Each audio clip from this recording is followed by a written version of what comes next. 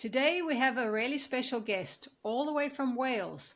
Clearwell and I met in Invest Answers Patreon group and he agreed to come on the show. Welcome to the Bitcoin Edge. Well, hi, Paula. Thanks for having me. It's lovely to have you. I always like to ask a little bit about people's backgrounds. Where are you from? Where were you born? And what are you doing with your time at the moment? Well, you'll probably pick up from my accent that I'm also not a native of Wales. I was originally born in New Zealand, Southern Hemisphere, much as yourself. I came to the UK shortly after my first birthday, which was many moons ago, in a band playing music, actually, because the center of the universe is either LA, New York, or London, really, if you want to be in the music business proper. So I came over with three other lads, and I was always the technical guy in the band. I was the guy who could get the sound system going or do the home recording demo tapes. So when I came to London, I landed a job in a recording studio, which I very quickly realized was probably my natural homes. I spent the next 20 years working as a record producer and engineer, which was obviously a fairly exciting life. Around 2000, 1999, 2000, 2001, the whole Napster thing, the internet coming along kind of ruined the traditional music business. I mean, my side of the industry was basically linked to CD sales or record sales, so to speak. So once that part of the income flow disappeared, it was probably okay for artists in general if they could still go out and sing for their supper and tour, but for the studio characters like myself, it was a bit like horseshoeing, really. The cars arrived, the horseshoeing ain't coming back. So I sort of migrated into a very different scene, which is called library music, which is all of the music you hear behind your television programs. So all the incidental instrumental stuff that mood sets everything. Every time I tell people the story, they immediately go and watch the next program they see with like a hawk going, is that what he was talking about? So you'll find that if you watch programs like, I don't know what the equivalent is in America, but the cooking program, so to speak, watch, Man versus Food, and you'll hear all these to set the mood with the different styles of music behind it. And the reason that they can do such a variety of music is because there's a format to industry and it's a standard fixed price per minute of music, no matter what style you use. So guys like me who work, I call it one man and a mouse productions. I literally sit at home staring at this screen with a mouse and I generate music, but variety of styles is welcome because they can take your track off the shelf, off one of the library companies, edit it into their track, and then they pay a fixed amount of money per minute of music. So when you've got these big repeating programs going over and over and over again, they know exactly how much it costs for them to make a program. So you can fix their costs. And for people like me, it's great because they repeat the programs over and over. So I get a steady income stream for years and years to come, provided I can get my tracks into repeating programs. So anyway, that was a way that the internet kind of ruined what I was up to and provided a new avenue. That led me to working from home mostly. And then when lockdown came along, nothing much changed for me. It was just doing exactly the same thing I've always been doing, sitting at home, working and carrying on. The wife always ribs me because I knew about Bitcoin from way back in the day because I always used to watch Max Kaiser and Stacey. And every time she came to my studio in London and she was like, you've got that bloody thing on again. What are you watching? That Bitcoin? Max was going on and on about it. But I sort of stupidly, and being a little bit technical, I should have probably got into it earlier. But as you're probably aware, a lot of people who got into, statistically, it's likely that if you got into it back then, you either would have lost it, had it stolen, or sold it. So I don't know. Everyone thinks they're late to the party, but it was lockdown basically when I suddenly started to look back into what was up with Bitcoin and finance in general. I'm sort of getting to that age, I think, where it's become important to me to build a nest egg. I haven't got much of a nest egg at this point, but Bitcoin, I'm hoping, will be the catalyst. It's certainly been the catalyst mentally and psychologically and financially to pick up and learn those things that we never got taught at school. I mean, I assume you're the same wherever you grew up. Yeah, we didn't get taught at school. No. I grew up in Zimbabwe, And I just remember coming to the US and taking a economics course, and I hadn't even heard of supply and demand. And I was amazed. But that's fascinating. Tell me a little bit about what got you into Bitcoin at COVID. What set you down the rabbit hole? Were you noticing inflation, or was it mostly because you realized you hadn't saved what you needed to save? It was a bit of a confluence of everything, really. Like I say, the music business has changed dramatically over the years. And I'll be honest, at one point, I did make quite a good sum of money, but I didn't do the right things with it. So that's a valuable lesson. You know, I think most people, I'm grateful for having had the opportunity to learn that lesson. I wish I knew what I knew then, what I know now, etc. I don't know. I mean, I'm in my I was in my mid 50s then, so I'm now 57. We don't feel that age, of course, and we always think we'll go on forever. But I'm approaching that stage where I'm thinking, I've never really had a day job. I certainly don't want to have to get a day job. The music business, it's quite hard work.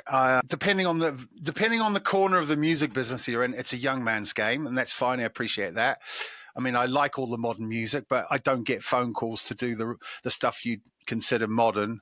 So I don't know, somehow in my brain, and I don't know why, I always thought if worse comes to worse and I get to a stage in my life where I haven't got enough money, we'll become interested in pure finance, whether that means becoming a trader or more likely a professional investor, or at least a motivated observer of the way that the financial world works, because it's kind of fascinating, really. What presupposed me to this possibility, though, was I read a book back in the early 2000s, The Creature from Jekyll Island. Do you know the book by G. Edward Griffin? I'm reading it at the moment. Are you? Oh, fantastic. I must reread it at some point. But I got into the sort of libertarian mindset or the thinking about Austrian economics and et cetera, et cetera. And so I went down that rabbit hole briefly for a period of time. So that primed me for the arrival of Bitcoin. So again, I feel a bit like a dunderhead not having picked up on it sooner. In lockdown, I mean, the wife was home a lot more, so we were doing stuff together. So maybe I wasn't actually in my own universe working all the time. And we obviously talked a lot and got to thinking about what the future will be. And, you know, maybe one day we'll go to New Zealand and live who knows. So the fact that fiat currencies were robbing us of our purchasing power has become quite an important focus in this house. We got 2 dogs, we keep chickens. The cost of everything goes. You know, we're running 2 cars. The shopping bill is just eye-watering these days. It's absolutely outrageous. It's a topic of conversation that started to come up, and I don't know. A friend of mine and I both started on our Bitcoin journey exactly the same time without having compared notes. So for some reason, he started looking at it and I started looking at it. I've often wondered whether there was a certain element of social engineering I mean, we talked just briefly before we started recording that I don't really do Twitter or Facebook or any of the social media. So I'm not sure that I get influenced by things, but I do spend a lot of time online and I do choose my own places. I choose the places I spend for myself. But for some reason, I just suddenly, I don't know, it dawned on me. Oh, do you know what it was? It was the Robin Hood GameStop short squeeze. Do you remember that? Beginning of 2021. Given what I just described, I'm a little bit, if there's an opportunity to stick it to the man, I sort of, it perks my ears up. I suddenly thought, A, what the hell's Robin Hood? B, what the hell's a short squeeze? So all of these things got me intrigued. So I literally clicked on an article one day that talked about how these people love GameStop. It's a hell of a story. It's like the Blockbuster story, isn't it? These I mean, even in the small town I live, they've got a Dungeons and Dragons shop. And I always go past it going, how the hell do they make enough money to stay open? But I've recognized, like from the music business, where niche fans really, really can keep an industry alive, like heavy metal or prog rock music or hip hop and all that kind of thing. When they first came along, they were really driven by niche fandom.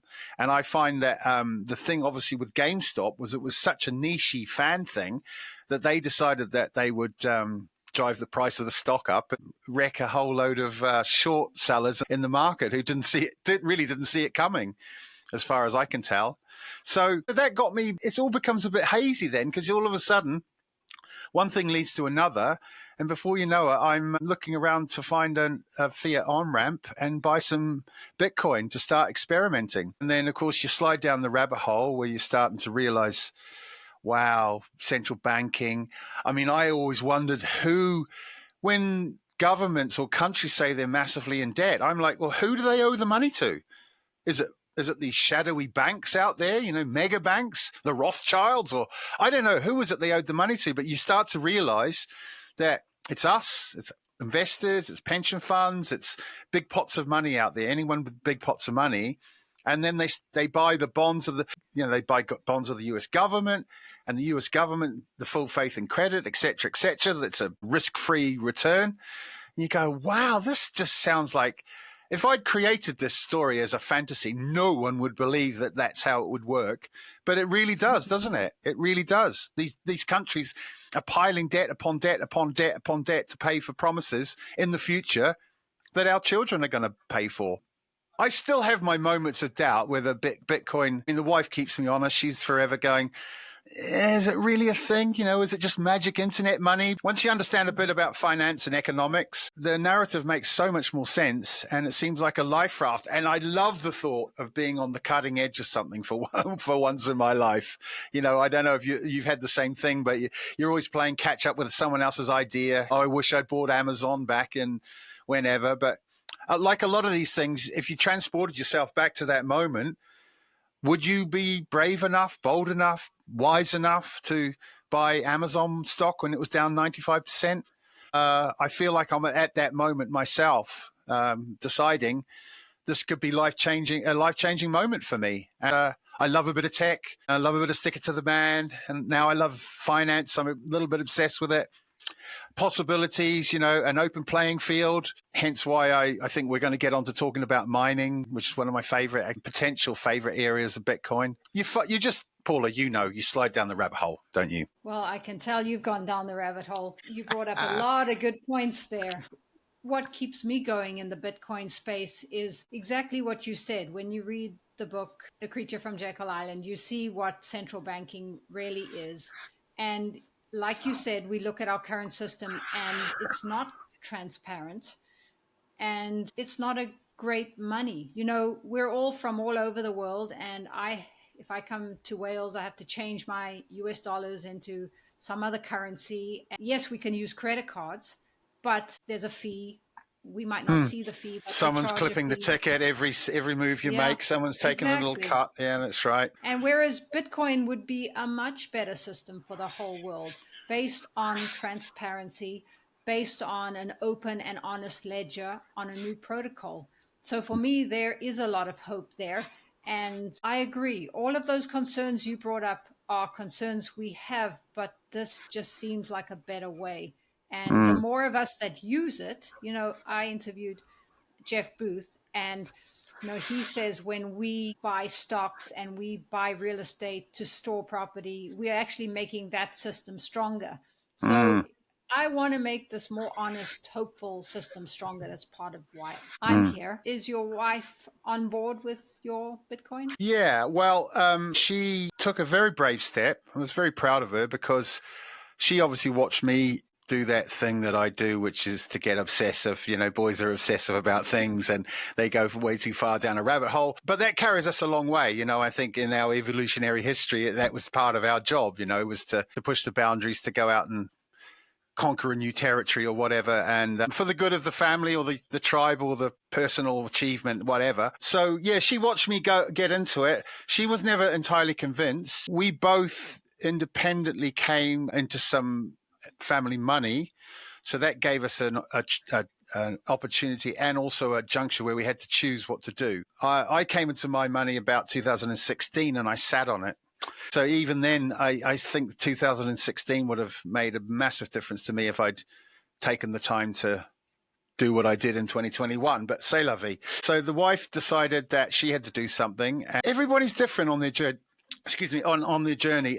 I was waiting to teach her how to step into the Bitcoin world. She just wanted me to do it, and I didn't actually realize that. So we missed a bit of a price move. So that was a bummer. I'm really proud of her for trusting me, because I don't want to necessarily insist that I'm right. I'm happy to have myself checked on things, because I will go off on a tangent.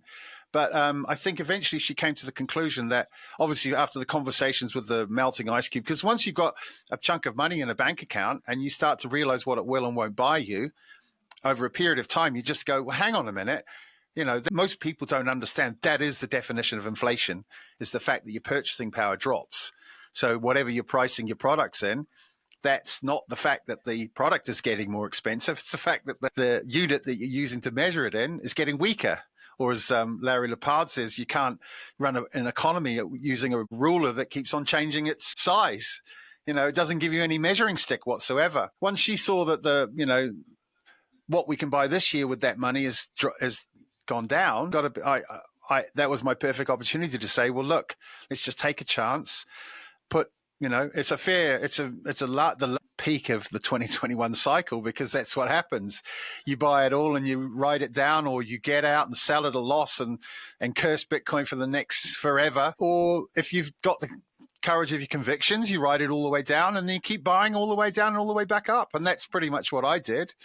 Eventually we took her money and put it in a fairly big chunk. And then the problem we all have, and I think, obviously, we spend a lot of time looking at America and the way America's going with these things. But you guys have got things like 401ks and Roth IRAs where you can put it in, you can put raw Bitcoin in those vehicles, right? There is a way to have a self-custodied, self-directed IRA. Right. Okay. So in the UK, the only tax-free vehicle we've got is called an ISA, which is an individual savings account. They've got several different flavors of it, but one of them is a stocks and shares ISA. So the problem is the regulations here in the UK are restrictive, and I discovered, or I kind of knew, but I was hoping that by the time it became crucial, things would have changed. But basically, I've said to the wife, our Bitcoin is Hotel California at the moment. You can check in anytime you like, but you can never leave, because they won't let us out without a massive capital gains tax hit and various other regulatory hurdles that we're going to come across. Like, for instance, you can't, if you go to buy a house, they'll ask you where the funds came from. And if any sign of that chain says cryptocurrency or Bitcoin, they'll knock you back. I've just had happen to a friend. So all of those kind of, things are ridiculous. So it suddenly dawned on me, hang on a second, I can play Bitcoin as a proxy via MicroStrategy. And we have a stocks and shares ISA here, which is a tax-free vehicle. So now what's my move? So from the beginning of this year, I started to gather up every single bit of money I had to load up the ISA that we can both have, which is a maximum of 20 grand a year in the UK, but you can have as many as you like if you build them up year after year after year. So there's two of us, and this is before our tax year starts on the 6th of April, ends on the 5th of April, starts on the 6th of April. So on the 4th of April, you can put your maximum allowance in, say 20 grand, and then 2 days later, you can put another 20 grand in, and suddenly you've got a double ISA stack. So that's basically what I did. I loaded up these two ISAs and I tipped almost all of it into 25%. I went into MicroStrategy, and the other 25% mostly went into Tesla. That's a whole other story we could talk about. Plus a couple of little things like CleanSpark and Semler Scientific. If people don't know what they are, they're also Bitcoin proxies, because I thought, well, this bull run, I haven't quite done a full cycle yet. Have you done a full cycle? Are you? Well, I bought at the top of in 2017, and then saw it crash. So, you bought it at 20. Like you, yeah, exactly. You bought it at 20, did you? Yeah. Freaked out. It wasn't in self-custody. I was on my journey, but I also, like you, started really learning about it again in 2020 with COVID. Right. So I've realized that on this run up, if we get, say, a 10x, if MicroStrategy and I don't know if you've ever tried it, but the MicroStrategy and Bitcoin chart are they're so mirror image of each other. It's spooky. So that was my question. Did I tell you, was it you I was talking to? I sidled up to Preston Pish and Natalie Brunel at breakfast at the Bitcoin conference. Oh, tell us about that. That was my opening question to Preston Pish and Natalie. The Bedford Cheat Code conference this year that Peter McCormack put on. I thought, I'm going. I haven't been to a Bitcoin conference yet, so we booked a How was nice it? hotel. It was really good. The good thing about it was the size was small enough that I figured we'll be in the hotel with everybody, which was kind of the thing. I didn't want to be, massive conference. You end up 2 suburbs away. The vibe dies as soon as you get in the taxi cab. Everyone was staying in the same location in Bedford. It was fantastic. It was just the right size as a way to open. So we ended up having breakfast at the table over from Natalie Brunel and Preston Pish. And I was like, there's Natalie and this the wife's like, whatever. So as a way to open the batting of a conversation, I wandered over and said asked Preston, what is it that keeps the MicroStrategy share price so closely matched to the Bitcoin price? That got the conversation going, and he basically said, well, it's arbitrage bots.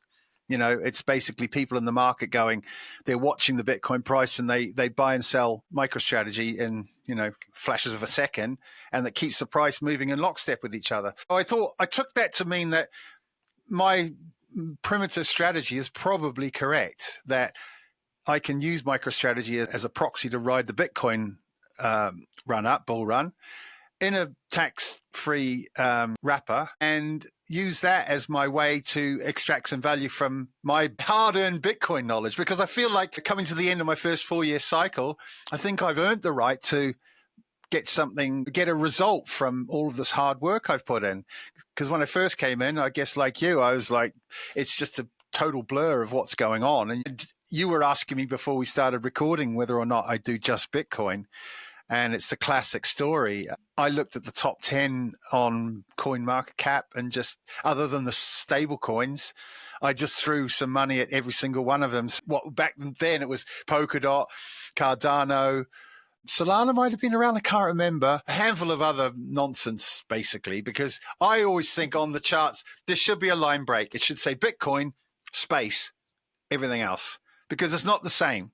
And when you first come to looking at the charts, you're like, well, they all look, it's a total blur, but they all look the same. How do you know which is which? And then you see Bitcoin Cash and you go, well, what does that mean? And it takes a long time to unpick what that's represents. Bitcoin SV.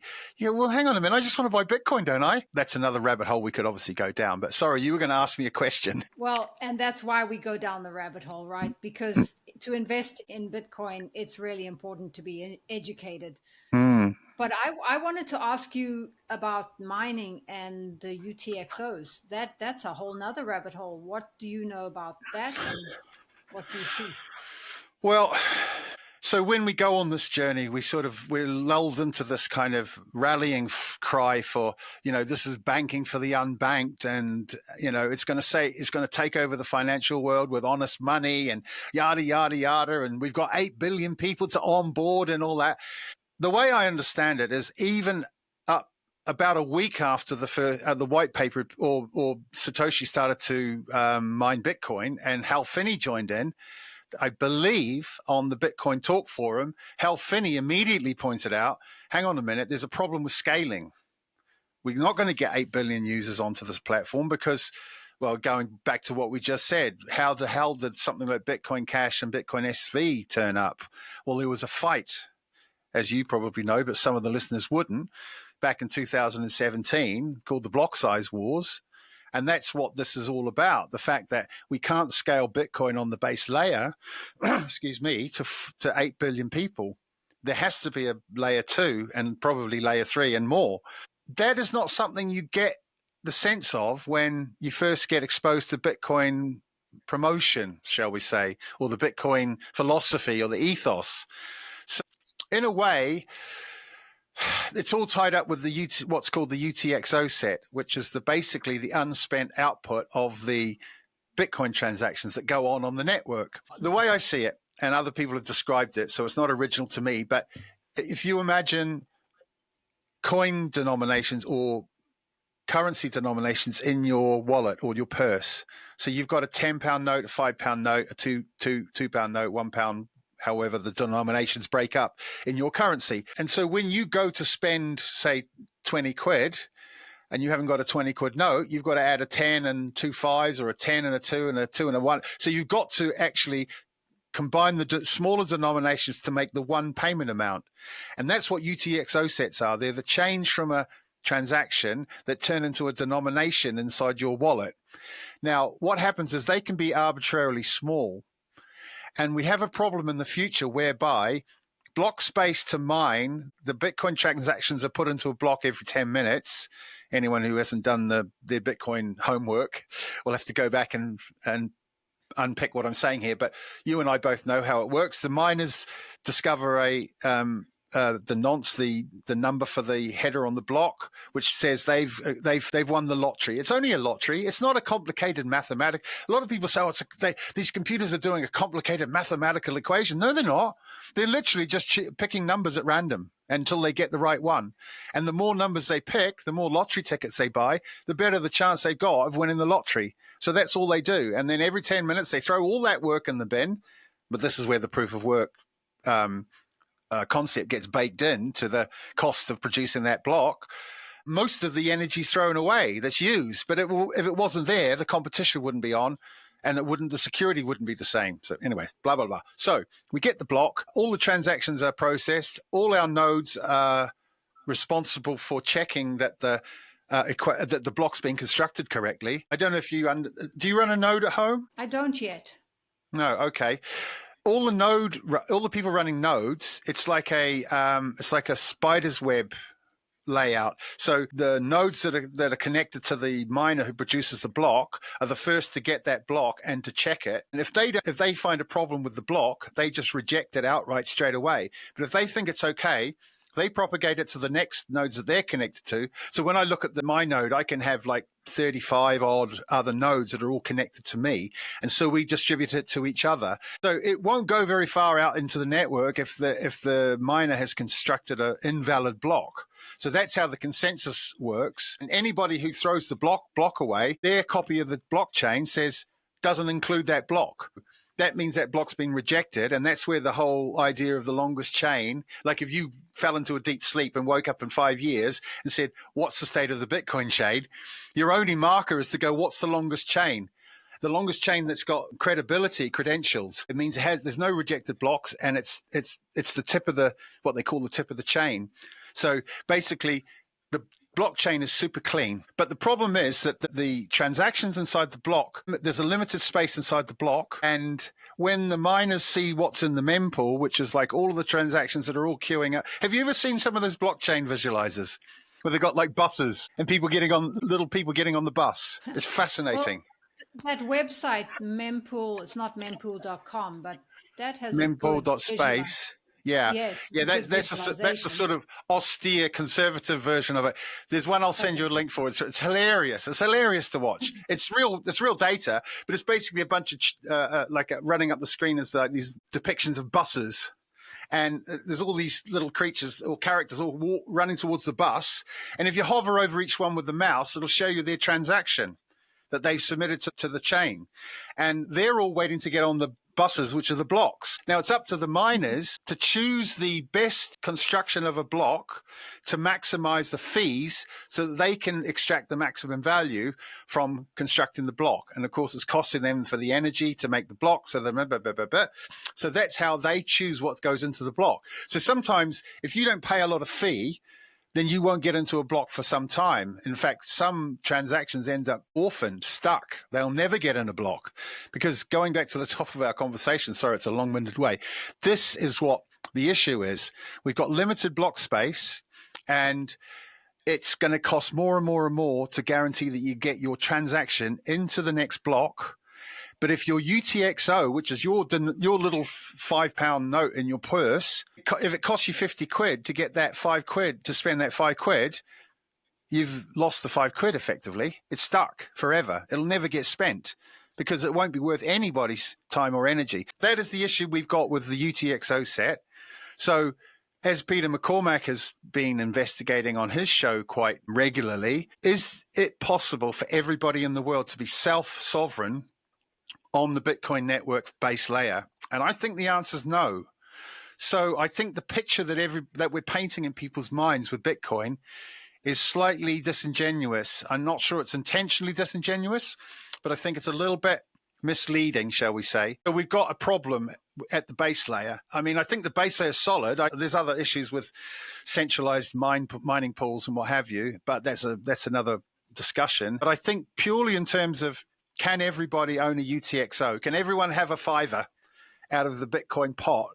And I think the answer is sadly no, I don't think so. I think we're at a point in time where it's possible, but going forward, I don't think it is going to become possible. So that changes the whole character of what Bitcoin is going to become in the future. And in my opinion, it's going to become base layer money that can be settled between bigger operators in the space. And we're going to have layer 2s, layer 3s on top, including the dollar and the pound and all of these other currencies. They're layer 2. In a way, they're shit coins right now, but they could become actually the de facto layer 2s with Bitcoin as a base layer underneath, kind of like gold used to be, but with all of the better characteristics of gold. Is that any good? Did that make any sense? Well, it's funny. If somebody listening to this heard that explanation, they'd be like, wow, that's complicated. Wow. Yeah. And this is what I just want to add, because Jeff Booth says there, of course, are going to have to be layer 2 and layer 2.5 and layer 3.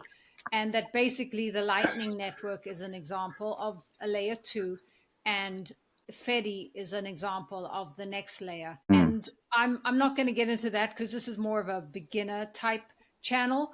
But I think in the future, because such incredible entrepreneurs are working on that, people with smaller amounts of money will have lower fees and will stay on those levels. Like you said, they won't go to the base layer. And that's a benefit for those of us who do get in early. It makes it worthwhile, but it is gonna still, in my opinion, keep moving forward, because the best entrepreneurs are coming to the space because this is the best technology there is and makes the most sense. So I'm hopeful that we'll find a way forward.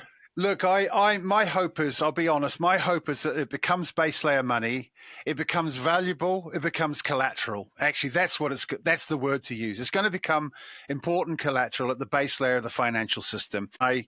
Being mercenary about it, needing to generate a yield from my Bitcoin, which currently you can't do without being in an over risky environment. I'm excited about the possibility of the people you just described. They're the bigger brain people who are going to come along and devise these layer 2 solutions or financialized products. I'm waiting for Bitcoin to become fully financialized, where you can lend it, you can borrow it, you can collateralize it, you can use it as a backstop for a loan in a house and whatever, and make use of it. Because right now is a little bit of a dumb digital rock. Like I say, it's been Hotel Californian for me in a way, unless I really take a big gamble on generating some rapid and put it on DeFi and But the bigger issue with that is every single move I make is a taxable event. And I'm not keen on handing my money over any more of I've handed plenty of money over to the taxman over the years. And I think the game is to try and avoid having to do that. So the taxable events side of it really hamstrings me. But I'm hoping that the regulatory environment in the UK or wherever I might end up in the future will be friendlier and conducive to Bitcoin becoming the base layer of collateral in the world economy, because that is what goes on behind the scenes. That is the thing that we discover when we lift the Wizard of Oz and we pull back the curtain. It's about collateral. It's about settlements between big players. And then we've got our banks and our Visa cards and all of those other layer 2 and 3s built on top. I'm taking a long-term gamble on Bitcoin becoming pristine collateral at the base layer, because the inflation of the current reserve currency being the dollar is just unsustainable. I mean, you'll find out when you talk to Lawrence Lepard, he'll bang on about it for hours, because these guys understand. Well, Greg Foss is another classic. He said, I sat in a risk chair for 35 years and I've never seen anything risk reward wise. Bitcoin is the most exciting investment I've ever seen, because he calls it a insurance claim on fiat debasement. Everyone's got these ways of kind of doing a colorful characterization of what it is, but it all kind of boils down to the same thing. The fiat system has been screwed up beyond all repair. Everybody's saying cut costs in the government. And my wife works in a department, and it's shocking what they spend the money on. And from the point of view of, I've arrived at a point where, Amazon's down 95% and it's going to provide a service that everybody wants in the world. Bitcoin is at the same place, and I would like to benefit from that gamble that or calculated risk that we've taken by putting our money into our capital into Bitcoin. So hopefully it's going to become very mainstream soon. I mean, there's always the argument about domestication. You know, the whole cypherpunk thing arriving was all about sticking it to the man. And the debate goes on, is BlackRock good for Bitcoin, yada, yada, yada. And then you listen to Michael Saylor, and he's like, well, you know, you can be a rebel all you want, but you're just going to end up in, you know, a gulag or dead, or, you know, trouble's coming. So let's domesticate the thing and use its properties to prop up what's a broken system. Yeah. So there's so many arguments about it, but I think I don't particularly want to go live on the run. If it came to that, I'd really rather see it become the most important financial underpinnings for a much better a fairer way to operate the financial system.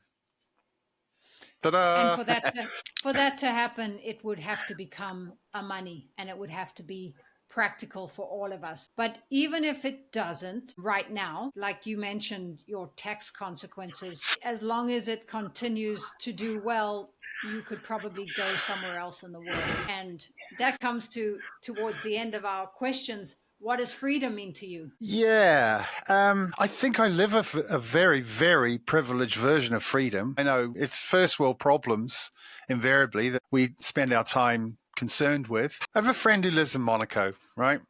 I know that sounds very highfalutin. It's an accident. They operate their small country without income tax. Businesses pay tax. There's tariffs. There's things. There's points of sale, taxes, etc., etc. America didn't have an income tax until the creation of, as you're discovering in The Creature from Jekyll Island, you know, income tax didn't come along until the Federal Reserve was created. And I feel like at the point where I made a decent sum of money from my endeavors in the music business, my hourly rate was still terrible. I'd worked very, very, very hard, relentlessly from the age of, you know, teenage years. I banged away. I left my family. I went overseas. I was single-minded, focused, yada, yada, yada. I think I earned that money. But because I wasn't financially savvy, I was raw exposed to the worst of the taxation system. I immediately got hit with 40% tax rate plus 50%. What they in the UK is 50% upfront on account for next year. So basically they say, you've earned that amount of money this year. We're going to take 40%, plus we're going to take 20% extra because next year that'll put you 20%, that'll put you 50% up. Well, what if I don't make that money next year? Okay, I've been without 60% of that money that I've earned, worked my whole life to earn, and suddenly I have to hand it over to some faceless bureaucracy under threat of violence, because that's basically what it is. It's give us your money, or we send our men with guns around and smash your bloody door in.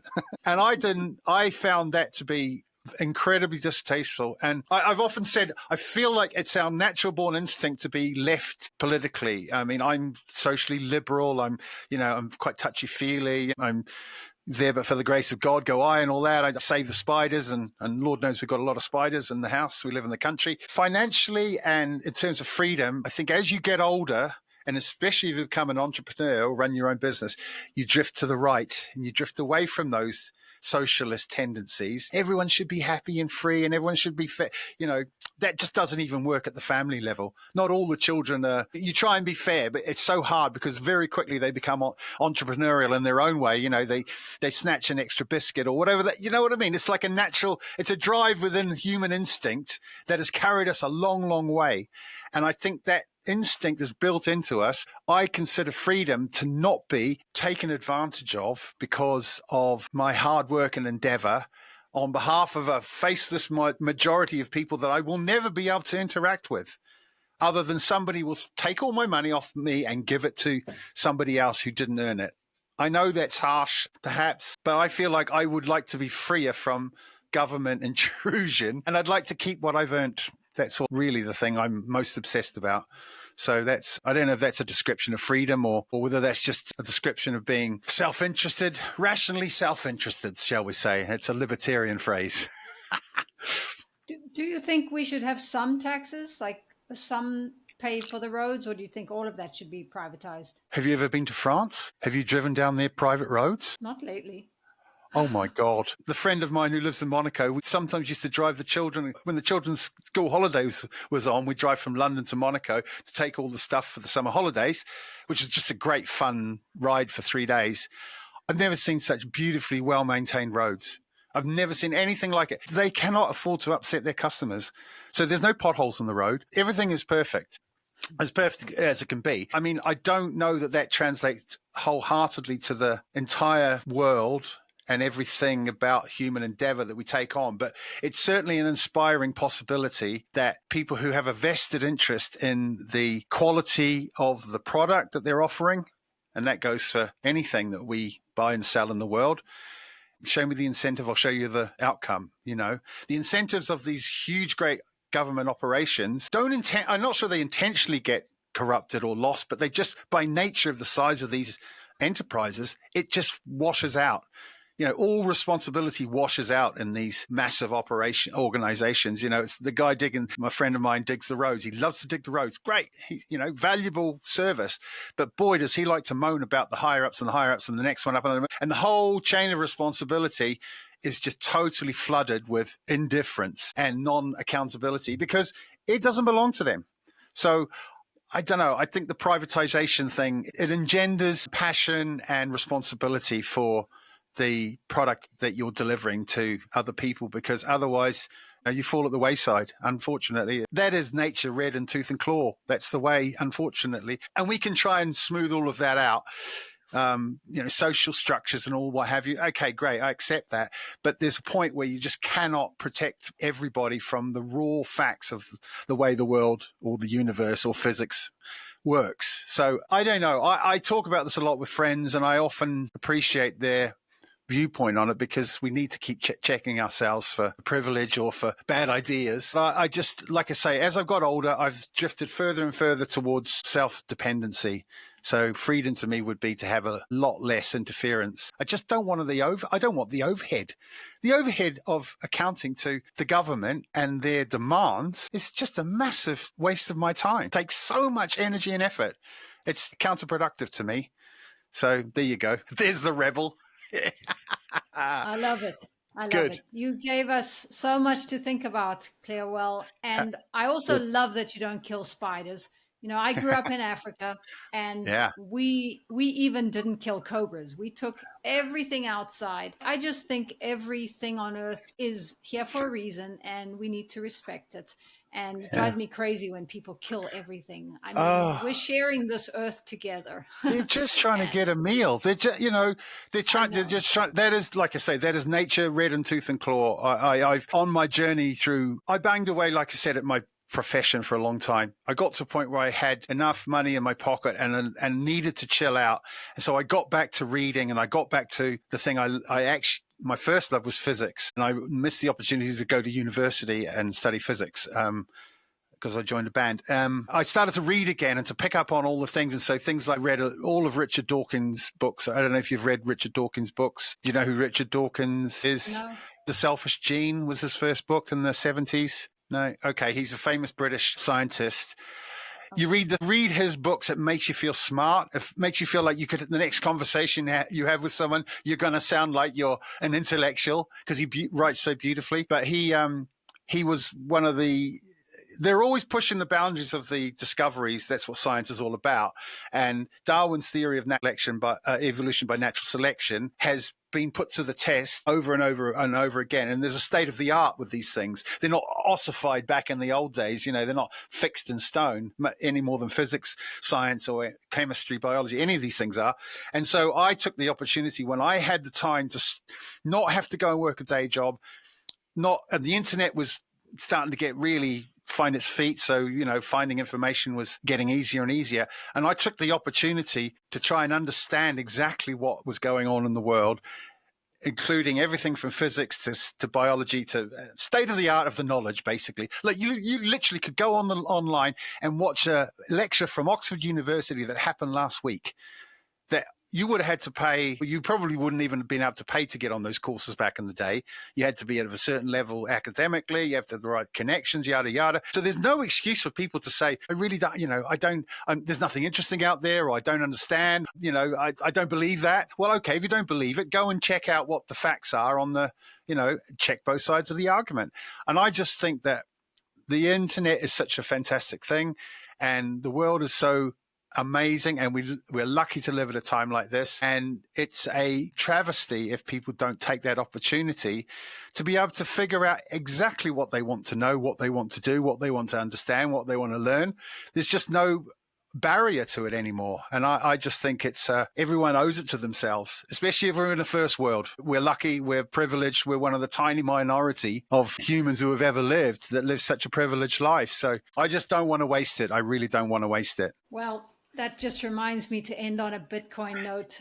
Okay. But verify.